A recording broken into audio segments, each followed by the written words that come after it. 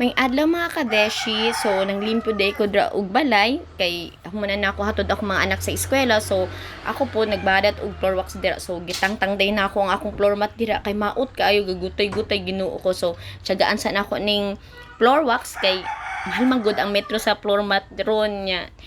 Kanina lang floor wax nya magnindot man putan awon nya. Pag human yung floor wax, man yung paso niya, sinaw man kaayuan sa lugpod niya. Napudali ko dar bisita na abot anak sa akong amiga to, si Karen. So, nada si Karen sa sa kusina gatambay kay namurok lagi ko diri niya nagbisi po to sa cellphone niya habang ga floor wax ko dira gilingaw-lingaw po na ako na yung anak na si Eman gadula siya sa kuha nya mo din na akong amiga dira sa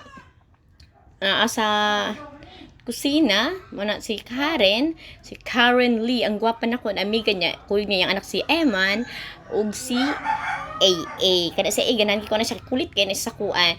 Nya, kana siya si akong anak na magulang na dito sa kuan nag-cellphone food siya dira busy kay sa mga phone di ba so humana day ko da pa mga taud-taud mauganan na ako na napasuhan so mo din na si Karen so di na lang ko to ba kabesi salamat.